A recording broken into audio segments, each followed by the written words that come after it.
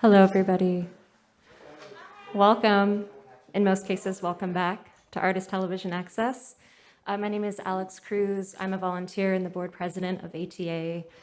Since 1984, we have been one of the increasingly few bastions of experimental art and culture. And we are really excited to co-present or to host this event with Small Press Traffic today. And with that, I will pass it over to David Book. Thank you.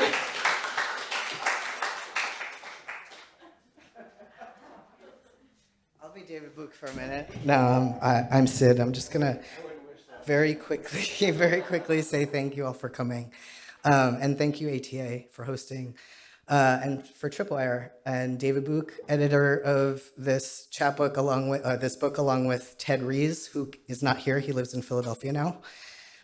Ted will actually be in town in November to read for Small Press Traffic with Nora Treat Baby, so come say hi to him then.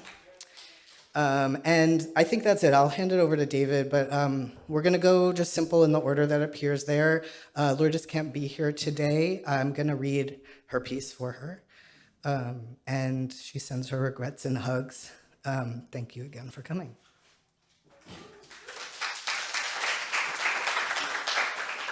Hey everybody, it's good to see some people I haven't seen since the before times. Thanks Sid and Small Press Traffic and ATA, all the readers and Kevin's fan base, and Ted for helping me select some of these for the fourth volume,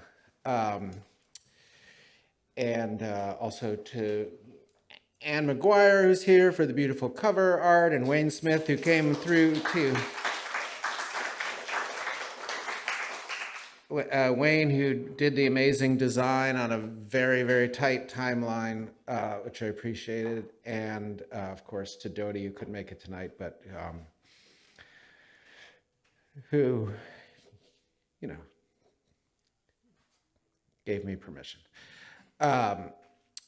We have, so the chapbooks, the booklets are for sale here for $5, and I also brought some copies of the special issue of Tripwire from a couple years back, which has a large 75-page section, tribute section on Kevin's Poets Theater work with work from, a bunch of people here, Cliff and Scott Hewicker and Craig, and Anne and Wayne and Maxe and I have my reading glasses. Other people.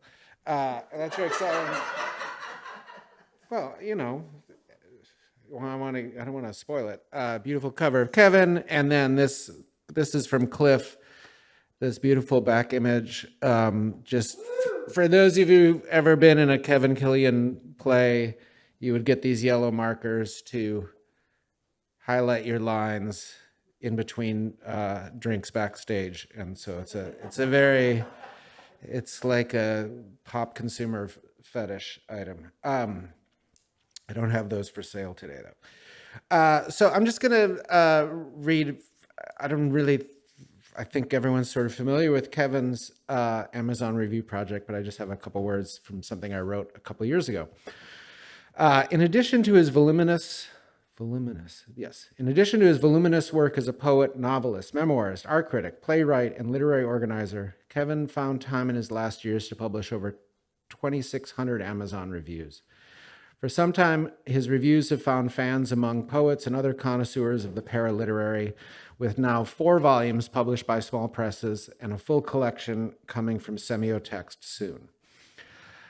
I'm not the first to note Kevin's I gotta start writing, not using words I don't know how to pronounce. Felicitous, right? Yeah. I haven't spoken for 3 years.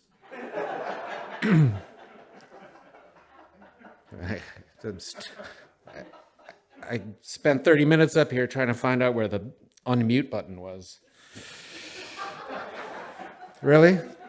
Zoom jokes? Okay. Felicitous? Yes.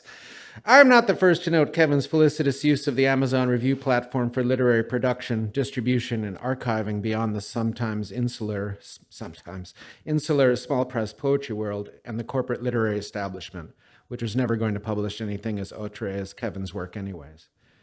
At the same time, I don't think his project was merely some intervention into corporate exchange, where customers are given a sense of a voice and power in exchange for their free labor and personal data. Anyone fortunate enough to have had a conversation with Kevin knows that his love for cultural consumption and dish was an authentic expression of his devotion to the juicy details of every last element in every last movie, biography, or public encounter, demonstrating his attention to the nuances of pleasure and its sharing, however fanciful or make-believe. Several of his reviews did contain invented biographical information, including many detailing an imaginary childhood in France or his non-existent children, not to mention a fake foodie's sensibility. Kevin often subsisted on microwave meals and Tab. But with Kevin, you never know. For instance, at his memorial at SF MoMA, his sister Maureen informed us that their father did indeed use Mackenzie's smelling salts, and you can read Kevin's review online. Knowing Kevin's background and insatiable taste for the seemingly banal pleasures of lowbrow consumption, it makes it hard to decipher what's invented and what's real, what's ironic and what's earnest. Indeed, Kevin's reviews foreground his signature blend of high and lowbrow culture, refusing to hew to conventional aesthetic value systems or replicate trite postmodern tropes of capitalist realist camp. Steeped in the language of fandom, Kevin's engagement with consumer culture, its treasures and its discourses, was always driven by a kind of love for sensual description, storytelling, celebrity gossip, trash aesthetics, B and C list films, all delivered with a light touch. Another word I don't know how to say, patinated. With light touch patinated over a deeper sense of loss and dread. For where do online reviews reside other than a strange temporal netherworld between passionate and instant response and a hauntological afterlife in the corporate-owned clouds? While there's no guaranteeing that Kevin's reviews will always be available online at a click, I have no doubt that a singular brand of taste-making or unmaking will continue to live on, like the ghosts of the pure products of America, no doubt roaming Amazon's warehouses with algorithmic beatitude. Kevin, wherever you may rest, we miss you. Anne.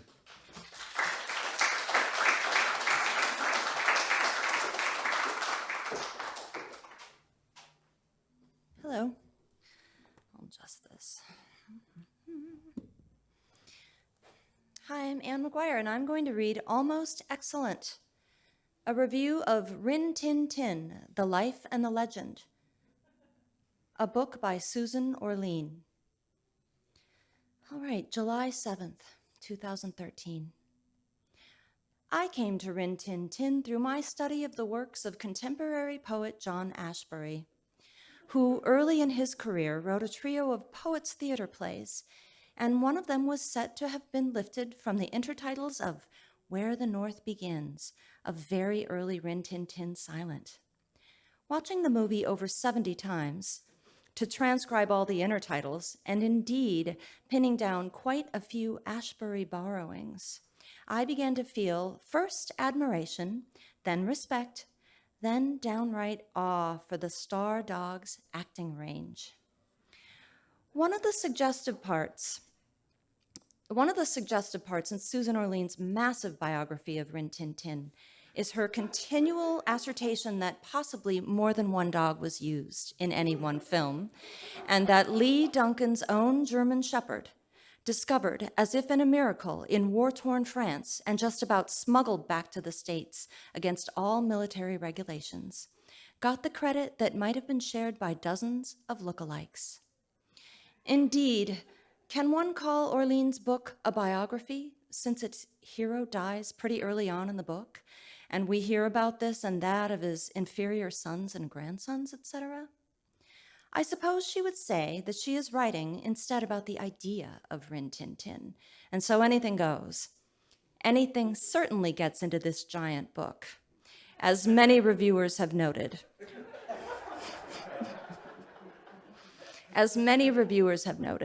Orlean could have used an editor or two, or Is she too powerful to have to submit to one like Stephen King must be? There are so many extraneous bits of material here. You follow a tangent expecting it will amount to something, or to have at least a tiny connection to Rinty, and it just doesn't. What was the point, Susan Orlean, of that long chapter about the crypto-lesbian poodle trainers who put poodles on the map in America in the 1930s and 40s? It was fun to read that a halftime show of trained poodles at Yankee Stadium got more cheers than Joe DiMaggio, but then the story just peters out. And it's back to more glum moments with Lee Duncan's charmless daughter. By the way,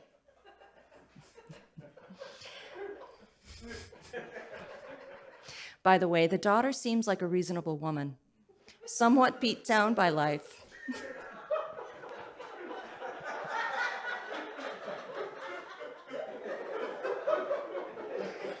But one comes away feeling that Orlean had something of a grudge against her for some reason.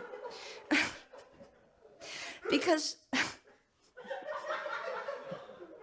thank you, Kevin. Because she's painted as though her whole life were a disappointment orchestrated by Theodore Dreiser or Michael Haneke or some other misery meister. Nevertheless, I forgive all the flaws of the book for the power of the scenes in which Orlean discovers Rin Tin Tin's grave in a Parisian animal cemetery.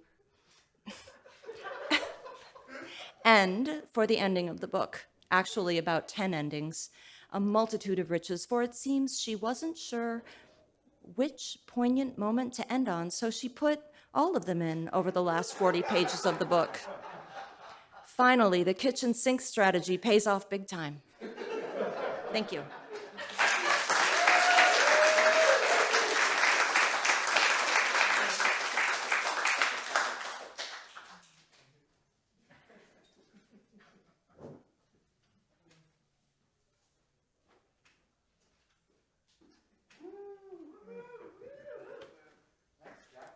Thank you. Hi, everybody. It's a real honor to be here today. There were a lot to choose from, and it was very difficult. You have to boil it down to the one that really speaks to you. So, this was from the book Memoirs of a Hypnosis, Memoirs of a Hypnotist by Marcos Loitians. Hypnosis then and now, June 8th, 2016.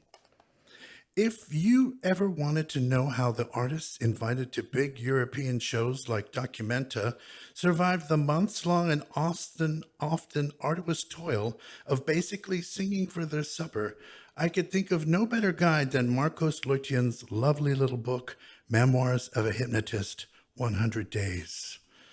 The artist was approached by a Lithuanian curator, Raimundas Malasauskas, in Los Angeles, and asked if it were possible for him to hypnotize someone, literally. Malasauskas had already made an agreement with a San Francisco gallerist who had given him carte blanche to stage a show at her new gallery on whatever topic he wanted. Interested in hypnosis, no doubt because of his early experience behind the Iron Curtain in the days of the Soviet state. However, he didn't have a hypnotist, so the beloved arts activist Ronnie Kim reached into her Rolodex and found him one, young Marcos Loitians, then living in L.A. with his wife Yi Ping and a young son, Jasper Chun Hu. His memoir reveals him as the perfect artist for the show, and once the Silverman Gallery show was held, it became clear that curator and artist had it in them to expand a modest pop-up exhibition into first a touring show, and then finally an attraction at the most famous art fair of them all, Documenta 13 in Kassel. Kassel is a town in Germany, and there, we gather, Loitians devised a mirror cabin for his installation.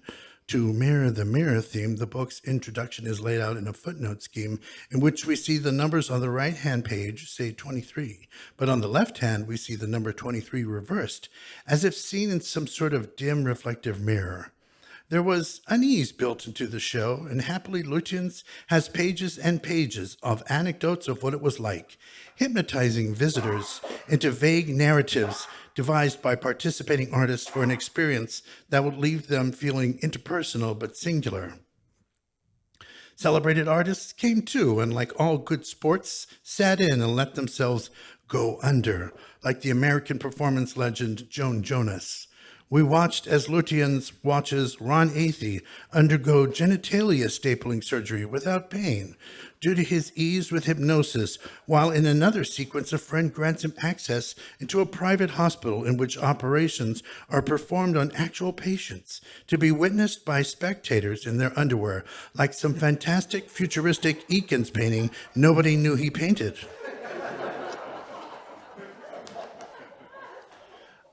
I didn't go to Documenta, but I was there, hypnotized, at the American gallery in which the hypnotic show debuted. I had penned my contemporary notes from 2008. I relished my time spent with both Lutyens and Malosowskis. I think they implanted suggestions in my brain, like the shadowy brain melters in Heinlein's The Puppet Masters, or Condon's The Manchurian Candidate, so that every time I think of either of them, my cares melt away and I drift between smiles and sighs and erections. My 2008 notes begin here. At the door of the Silverman Gallery, you had to sign 2 releases before being allowed entry. Basically, this one says you waive liability in case you get possessed by a demon while within these walls, explains the gallery girl. And this one stating you won't sue if the dream machine gives you an epileptic seizure. Possessed? Dream machine? We were positively fibrillating by the time we took seats in the dimly lit gallery space on Sutter Street. Joe Piston and I sat warily, cameras in our laps, ready to snap any sign of ectoplasm or wrathful spirits. But apparently this was just part of curator Raymundus Malosowskis' Barnum-like showmanship, and when he promised a seance hypnosis, he was using seance as a metaphor, as one might say a whole bunch of hypnosis, or a quiet evening of hypnosis. I don't know how they say it in Lithuanian, but the philosophy of the studio heads of Hollywood's golden age was, get those asses into the seats by any means necessary. Malosowskis might well be the William Castle of modern curatorial projects. I might have the prophetic streak, for here I was calling on the name of the U.S. schlock horror master, William Castle, not knowing that the project was going to wind up in Kassel, Germany, the Castle homonym. Nevertheless, let me go on. I never felt that I was actually going to be possessed by an incubus, but artist/hypnotist Marcos Lutyens certainly had us all going pit-a-pat as he entered and prowled through the space, dividing the audience into 2 groups, those who were volunteering and those like myself afraid to participate, who wanted merely to watch. Malosowskis had commissioned hypnosis scripts from a group of international artists, and Lutyens had worked 4 of them into a running spiel. The ring of chairs was soon deep in a trance, the sitters nodding and blinking like rabbits, while he spoke on in a velvety Michael Ondaatje baritone redolent of summer, with a poignant tang of autumn surprising some of his labial consonants. Like I say, he worked the space, reaching out here and there to clasp shut a pair of hands, trembling on the knee, to touch a supplicant's forehead with his thumb, all the while counting us down 5, 4, 3, 2, 1. At 1, we were in the deepest possible trance state, and then he'd have us count down yet again from 10 to 1, deeper still. One girl wound up so out of it, her hair touched the ground in front of us. I've never seen anything like it. Not even back to college days when we took massive doses of animal tranquilizers to get over the outrage of having Nixon as president.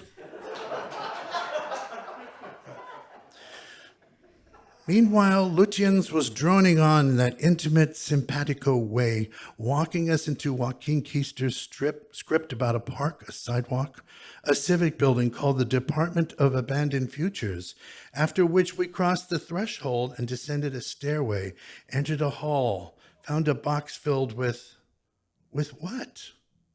We each were invited to imagine what lay within. Derek Carner's script was more ominous, I thought, a dark, cloudy horizon along which an unimaginable object began to evince itself in a color we could not name, as it was not a color we had ever seen before, and the name of the large object came to us little by little as its Lovecraftian shape began to struggle in shadows and gleams across the sky. I called my object Zephyr. I don't know why. You'll gather that my status as a spectator did not prevent me from joining into the general trance. Marcos Lutian's voice is so seductive that, were you in that room that night, you too would be dreaming these dark visions. He leaned on some catchphrases that perhaps, judged objectively, he used too often. Went back to the well one too many times, as my dad used to say. But I never got tired of hearing him say, and you're drifting and dreaming, drifting and dreaming. Instead, I'm now engaged to Marcos Lutians, and cheerfully, I am bearing his children without anesthesia. I'll just be drifting and dreaming in a bower of erotic bliss somewhere, bent to the floor, my hair soapy and washing his high instepped feet. Before I knew it, we were waking up. 1, 2, 3, 4, 5. Kylie Minogue had that song on her LP, Body Language, which I should have listened to before exposing myself to a hypnotic show. Count backwards, 5, 4, 3, 2, 1, before you get too heated and turned on and turned on. You should have learned your lesson all those times before. You've been bruised, you've been broken. And there's my mind saying, think before you go through that door that takes me to nowhere. I stopped you all romantic, crazy in your head. You think I listen? No, I don't care. The truth is, I do care. And when Raimundas Malosauskas proposed hypnotism as an avenue of total interaction, a room full of mirrors in which objects create themselves from the swept floorboards of the Silverman Gallery, the birthplace of the Golem, I went there. You know how Susan Sontag coined that expression, don't go there? Well, I went there, ignoring Sontag, thrusting myself into a post-Sontag space of risk, interpolation, and impending childbirth, drifting and dreaming in the Alterhinger of the Australian Aboriginal people, the Dreamtime. 2 people found this helpful.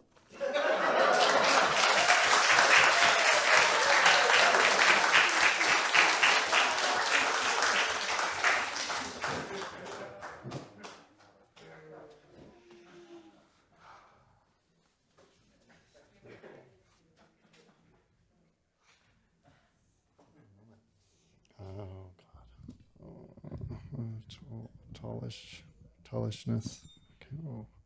Okay. It's wonderful to be here. Thank you, ATA and SPT, and for you all. Sometimes Kevin could be serious, and I really appreciated that about him. This is one from the first volume of selected Amazon reviews that Brent Cunningham published through Hook, and just want to thank him for that work. This one is Safe Stud, The Safe Sex Chronicles by Maxe Alexander. The price was $7.95. Availability, this item is currently unavailable. There are 5 used and new from $2.22, and 1 of 1 people found this following review helpful. Look into the past, January 29th, 2006. Walking down 11th Street, I literally stumbled across a copy of this book, here in a neighborhood where its author, now long gone to us, had so many friends. Out of curiosity, I picked up the book and plunged right in. The experience took me right back to a very different time, to a strange new world in which many of us had to relearn and rethink everything we had been brought up to accept unchallenged. Max Alexander was a porn name for the novelist Paul Reed, and Reed, as well as many other intellectuals, had at that moment to make a choice between a radical, modernist disengagement with society or with direct political action in the name of fighting AIDS. When it came to diverting sexual impulses, they were all walking into murky waters. John Preston, the famous pornographer, came up with an anthology called Hot Living, in which he got all his contributors to write sexy stories extolling the medically approved safe sex, while others argued that because porn is only a fantasy anyway, why not let unsafe sex live on in writing at any rate, if not in life? This question was so debated during the first half of the 1980s that rereading Safestead, yet another product of the era of re-education, gives one a vertiginous feeling. I see angry faces all around me. The faces of those of us who had to curtail our sex lives or die. The faces of the dying, raging in an indifferent sea of government inertia or opposition. They, the state apparatus, tried to play it as though human rights were now in opposition to sexual rights. I had forgotten how much of Safestead does not speak the language of porn, how much of it borrows from Reed's straight writing, as it were, to tell the story of a gay community not only coping with the plague while trying to find the silver lining to new restrictive sex practices, but just ordinary guys living life in 1980s San Francisco. The characters go to see Ghostbusters, Indiana Jones, Gremlins. They're reading Jackie Collins's Hollywood Wives, as well as Milan Kundera. Phone sex must have just been invented, for they spend hours talking to each other and to strangers on these newfangled phone lines, one hand dipped in lewd, the other rapidly dialing. It might almost be an age when Ansel Adams was still alive, for Max and his boyfriends and cohorts spend safe sex weekends at all the fabled Ansel Adams sites in Northern California and Nevada. If I remember right, Paul was a protege of the lesbian novelist May Sarton and had dozens and dozens of letters back and forth from and to her advising him on how to write a novel, etc. None of her advice really worked, did it? For he never wrote anything especially distinctive. But he was always a sturdy craftsman, and he had something more than that, perhaps an earnestness and a sense of humor that his friends found delightful. You wanted him in your corner. The new ways of having sex that Max discovers in this novel didn't last long, I don't think. Deprived of bodily fluid exchange, he finds pleasure in being ordered to pleasure himself. In one vivid scene, he is led to the middle of a warehouse, and a strange, commanding voice orders him to spank himself while they watch. This turns him on. I just found it, I don't know, it seemed distant. In the end, Max finds a boyfriend, Eddie, who believes in safe sex as much as he does. They share a sexual faith that, they hope, will lead them out of the valley of the shadow of death. Alas, we know what happened. That's it.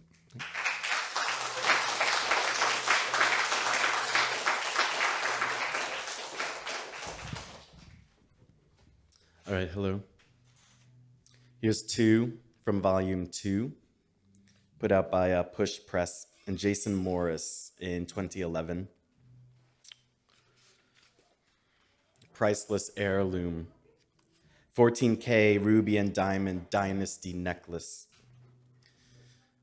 As an American boy growing up in France, I became mesmerized by an enchanting painting of an ancestor that hung never very far from the hearth. The painting, smudged by smoke and damaged by Vichy occupation of the chateau, showed a very thin and angular woman, her face like something reflected in the bowl of a spoon, festooned in bright stones that gleamed out still bright after the passage of many decades. Who is this woman? I used to wonder out loud until one evening, as my grandmother passed through the room looking for our vanished cat, Gateau.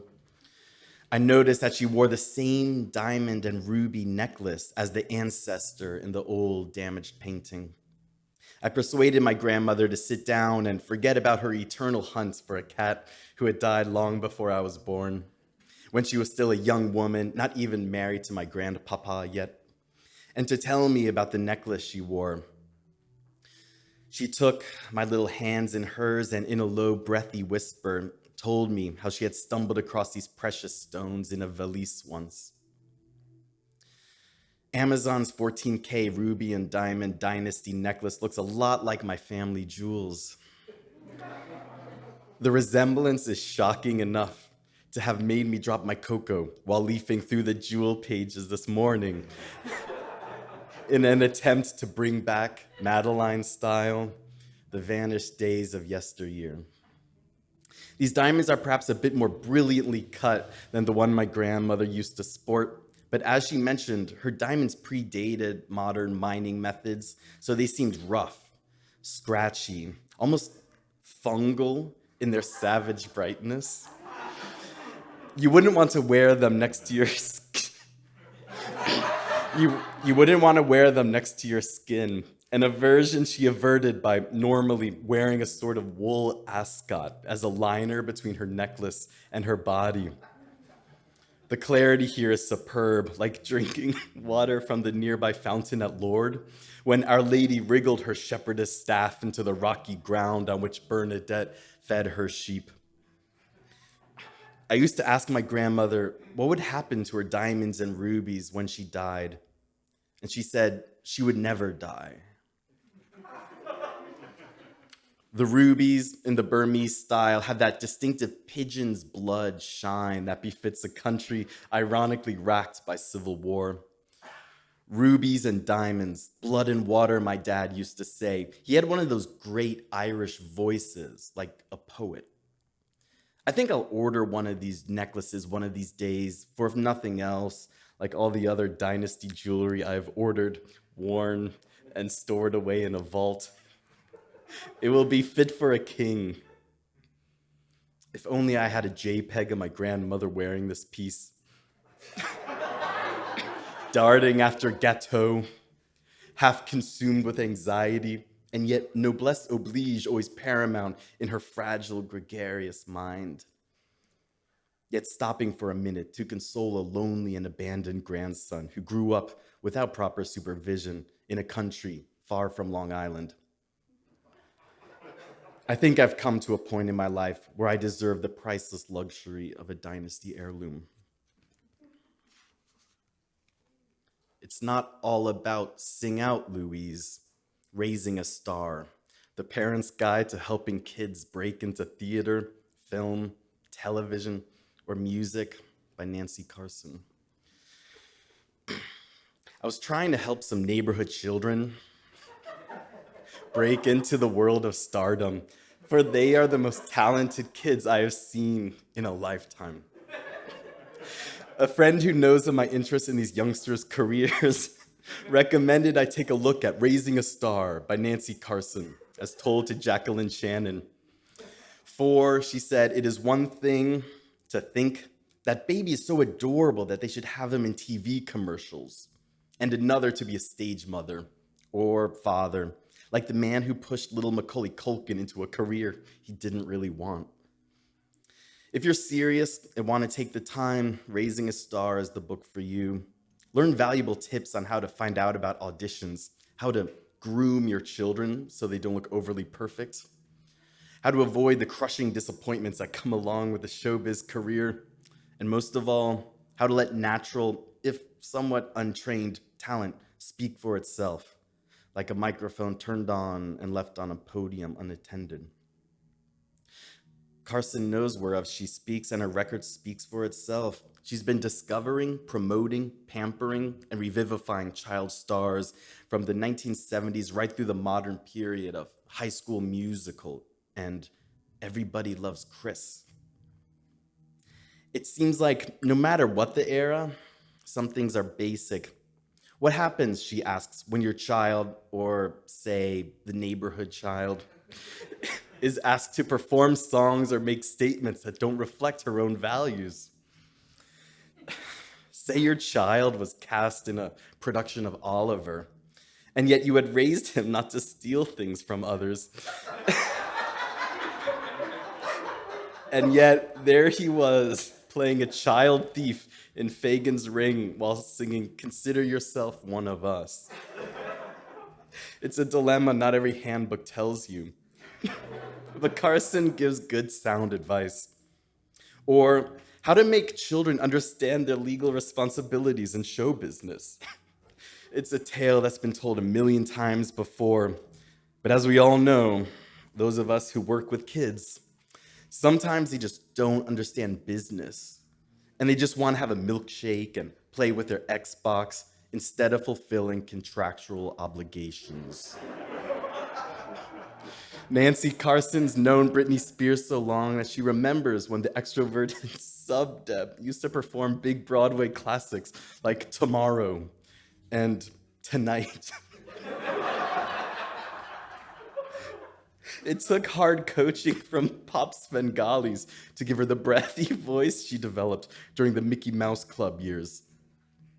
She gives advice about how and whether to find a publicist for your child, or the children across the alley in whom you've developed an avuncular interest in their careers. And she gives definitions of show business that seem basic in a way, but kids don't know them, like ratings, which she defines as a complex survey system that measures the popularity of TV shows. Good reading.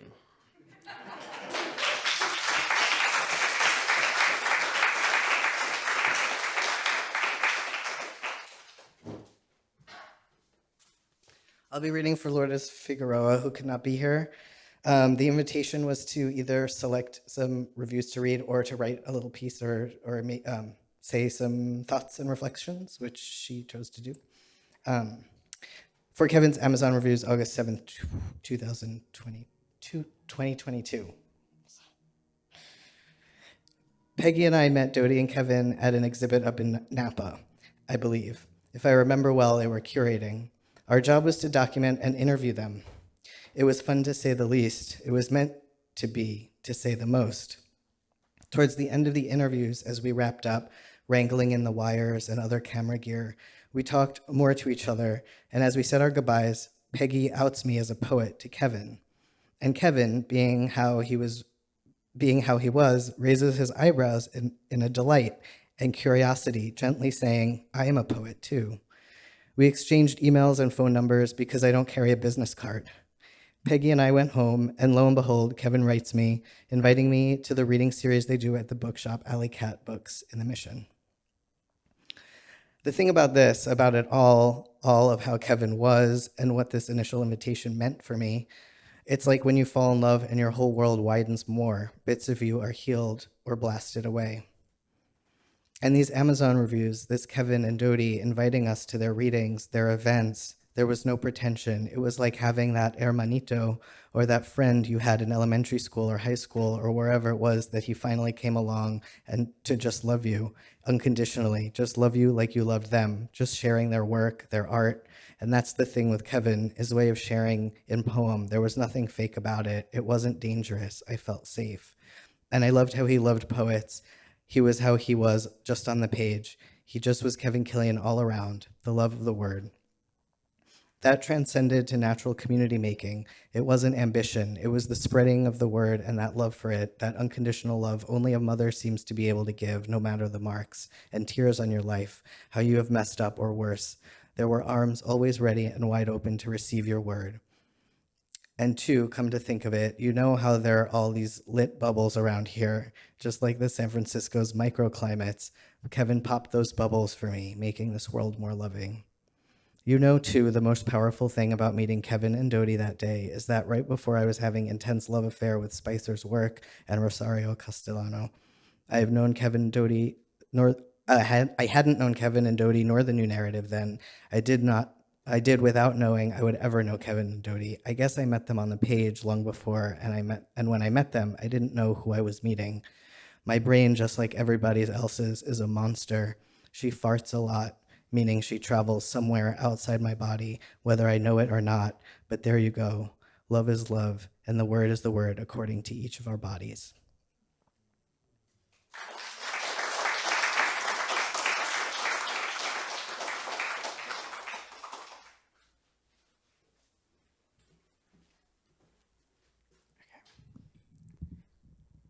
I have to read two of these.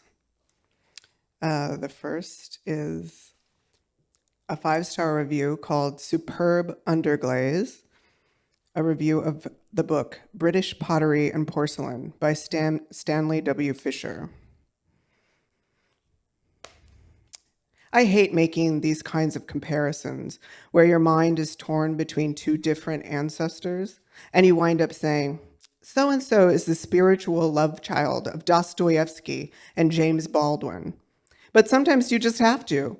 So to show how much I like Stanley W. Fisher, I can compare him to a cross between MFK Fisher in the category of food and the Richard Ellman who knew so much about James Joyce, except that Fisher is the go-to guy about British pottery and porcelain, and don't you ever forget it. I have tried without success to verify that Stanley W. Fisher is indeed related to MFK Fisher of food fame. But despite a common surname, one redolent of the peculiar grace of providing food to the people, there seems to be no connection. Though I am no genealogist, and the people at the Mormon temple, initially so helpful, have now declared this subject off limits to my research there. I first became interested in Lowescroft porcelain, in salt glazes, earthenware, and the collection of British pottery when a kind friend from England sent me some shards of Staffordshire, thinking that I might embed them into the dirt as an ornamental border in my seashell garden. Seeing my shards withstand the rough San Francisco weather over 4 seasons, I began wondering, who was Staffordshire? And how did he manage to make such indestructible pottery? Poking around at the local antique store, I soon bored them, I think, with my incessant questions. And even my English friend stopped returning my emails. So the local librarian dug out his own copy of Stanley F. Fisher's indispensable compendium to British pottery and porcelain and proved right away that Staffordshire was not a person at all, but a country. That was just the beginning of the mine of information you'll acquire once you manage to get your own copy of this masterpiece. I have read several of his other books for collectors, and this one, dedicated sweetly to his wife Muriel. Don't you just love how English that name is? Like Maggie Smith could have played her, is the best. Soon I was the leading expert on lusterware and stoneware on my block, and new collectors would come to me asking me to verify whether or not their pots were real. I felt like those experts on Antiques Roadshow. Far too many people believe that lusterware is made out of metal, when it's no secret nowadays that candy manufacturers of the late 18th century tried to imbue a china pot with a silvery finish in order to impress visitors that one was wealthy enough to afford a silver teapot. It's amazing how much vanity of the 1780s inspired new forms of cottage art, but there it is. And Fisher explains that they used common salts to give the surface metallic-ish colors, a range of pinks, purples, and silvers, and gold, like Princess Diana's hair. Because Fish published his book in 1962, his book does not contain information about the bath salts addictions pandemic to Florida, in which the victims commonly snort bath salts and then go crazy, often mistaking the faces of others for meals. Derived from the same British salt mines as the beautiful lavender and silver tints that make collecting lusterware one of the joys of middle age.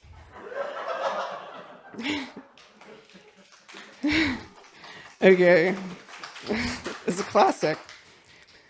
Okay, this is a short one. I can't help but think that when Kevin wrote this review in 2010, that he was thinking of the great star Elizabeth Taylor, who once said, Life without earrings is empty. This review is 5 stars. It's called Bodie Memories. It's a review of Stud Earrings, Sterling Silver, Fishbone by Old Glory. Not the highest ranked jewelry on Amazon, Old Glory Sterling Silver Fishbone earrings are a delightful gift for a special anniversary or to wear on your own. I first saw them at a popular seafood place nearby at the wharf in San Francisco, but the price was artificially hiked to attract tourists, and I knew I could do better using my Amazon Prime account. My wife liked getting these earrings, as they constantly recall for her a transition from not eating fish at all to once in a while, on the advice of her doctor, trying a salmon or trout, perhaps once a month, for protein reasons, if nothing else. At first, the bones made her feel grisly, but then she realized it's all nature. And as it turns out, it is not silver plate covering actual fish bones, but each earring is 100% solid sterling silver without a trace of the original bone, now lost to history and the artist's imagination. Our 3 cats totally ignore them, which they would not do if even 1 cell's worth of fish remained in their makeup. We can leave them out on the dinner table or even in the cat's dish, and they will remain untouched, still gleaming with the traditional hardiness of fine silver. You will always be getting smiles from neighbors and strangers when you leave your apartment wearing earrings from Old Glory. This is my 4th pair, and it won't be the last. They are unisex, though perhaps they look better on someone with a smaller lobe than mine. I wish Old Glory would consider making a longer pair with 5 or 6 pairs of lateral bones instead of the present skimpy 4. But such are the dreams of an impossible princess.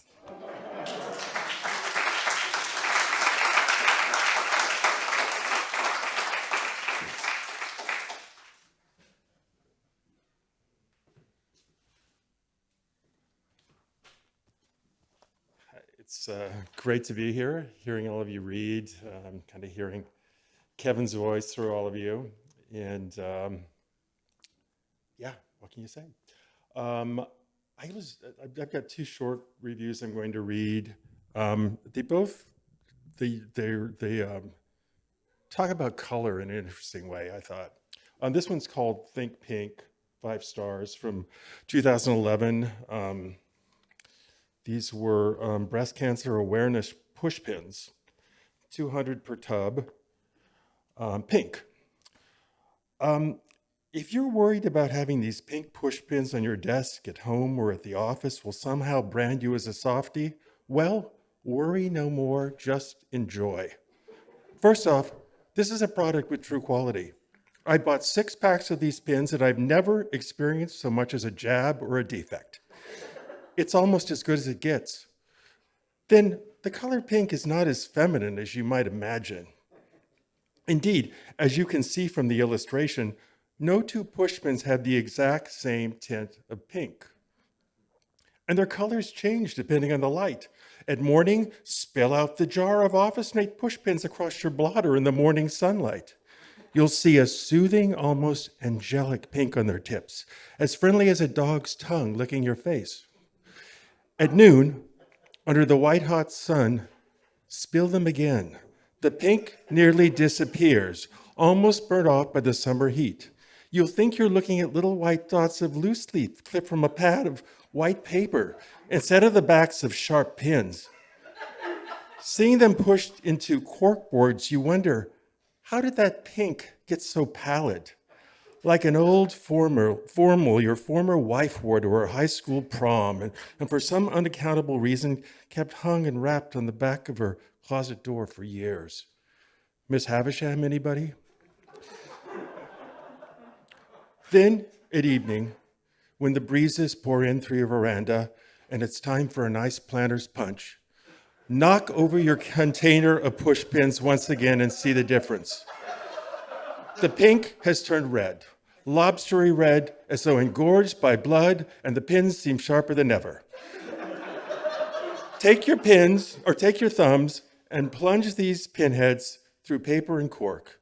Feel the satisfying crunch going in, the press and release.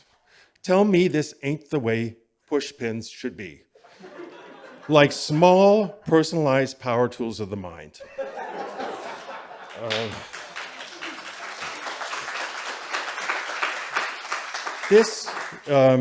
I didn't know Kevin was such an enthusiast for toaster oven cooking, but I learned something. I found it helpful reading this, I guess. This is the Toaster Oven Cookbook by David DiResta, 5 stars. The title is Looks Faded, but it was this way brand new. From 2015. It took me only a few minutes to plug in my new toaster oven, and perhaps 20 to read the revised edition of David DiResta and Joan Ferrand's The Toaster Oven Cookbook. Ever have half an hour in your life where you had nothing to do but do the thing you always wanted to do? I was getting ready for the monthly meeting of my bi-coastal Maxe group. And I thought to myself, I'll just make something out of the Toaster Oven Cookbook the way I had always wanted to do. For too long, this book has lain on my Formica counter, handy to my cooking station, but somehow the time never seemed right. Now with the meeting coming on, I flipped open the cookbook and tried to find some of the recipes I'd salivated over during previous reads. There was one with shrimp and broccoli that sounded right. Why is it, I asked parenthetically, that I find the word broccoli so hard to spell? Early childhood aversion to green, wiry, tough vegetables? I grabbed the book and looked at it guiltily. It had lain in the sun so long that the cover looked all faded. Even the hot orange cylinders of the toast filaments seemed dim, like candy corn. But now, as I compare it to the illustration on the book cover, I see it hasn't faded. It was just printed with a sort of sepia finish. The very first recipe was what I wanted, and indeed, it is the one on the book cover. Shrimp and broccoli pizza. While the authors advised the readers to get little pizza pans or even those ramekins on which to place your pizza slices, but not me, I was willing to risk the inevitable disappearance of some of the crumbs, dropping off into the hot hell of the lower levels of my toaster oven, i.e. the drip tray, what my wife calls the crumb tray. Some of your food is going to be lost, that's a given. That's toaster oven cooking. You might even say that's the heartbreak of toaster oven cooking. But there are so many rewards. The smiles on the face of your friends in the bi-coastal Maxe group, when you bring out tray after tray of toaster oven pizza, with a shrimp and brock combo spiced with oregano and store-bought pizza sauce. The curious, envious questions your guests will be peppering you with. The sheer joy of the heavy, viscous scent of the pizza, bringing back memories to all of days spent eating heartier fare at Domino's or Little Caesar. Each page in the cookbook contains one recipe, and by the time you finish one, you want to try the next one, which is just perfect for 1 or 2 person meals. It's intense, this craving to go on. Turning the pages, dialing up the fun. Thanks.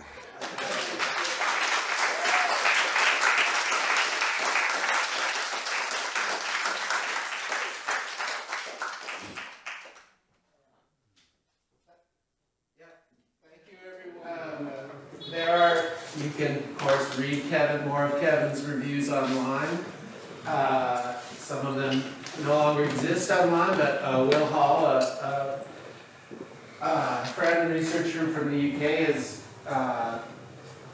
spent the last 2 years downloading all of them to archive them. You saw the covers of the beautiful earlier editions, the Jason Morris and the Hook Press version. So if you'd like, these are for sale for $5, and there's also the post-book theater issue, or Kevin Killian issue of McGuire, and some small press traffic books.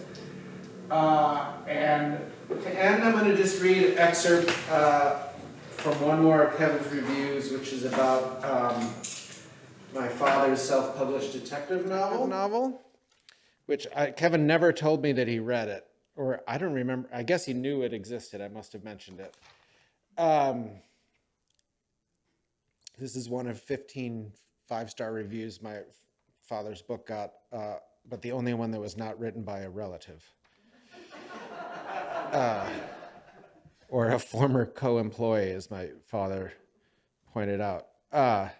Top-notch and background, my father was a businessman who worked in a business that made urological implants. I don't know that you needed to know that. Yeah. Well, you'll have to order the book. Top-notch thrillers set in the medical device industry. 5 out of 5 stars. Robert Buch's new novel reveals him as the heir apparent of Louis Auchincloss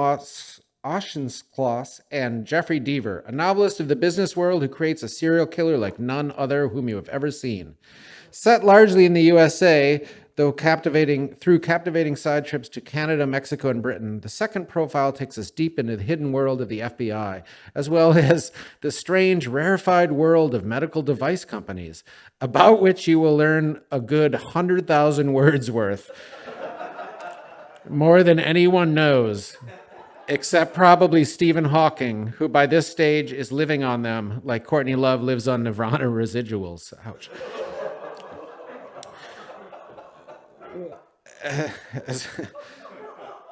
My father said that one of his cousins told him after reading the book that, that thing they always say in fiction classes, like, write what you know. He said, you don't have to write everything you know.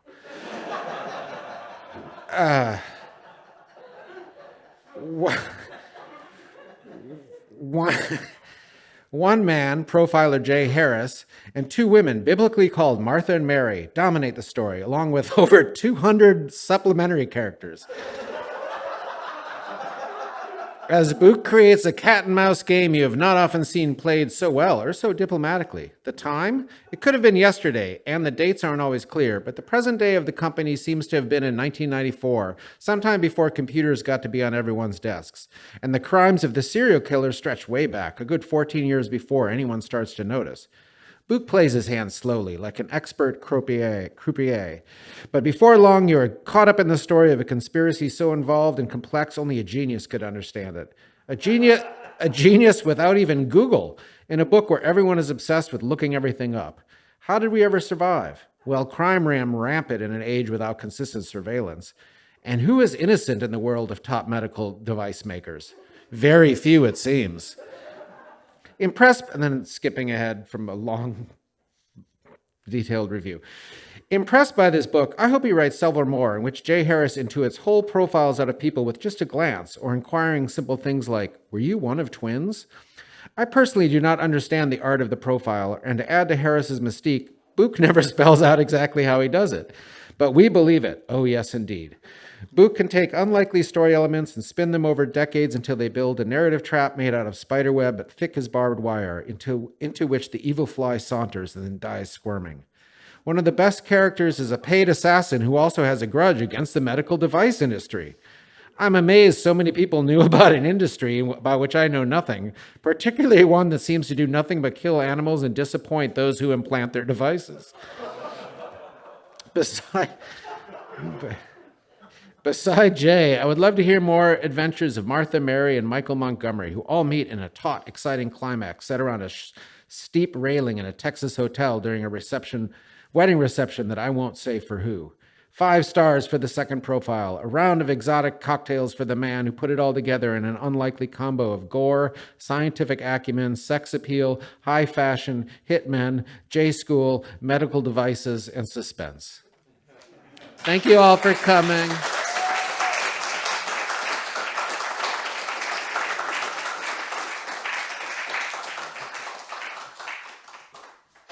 Amazing. Thank you all so much for coming. Please grab a book. Thank you to ATA.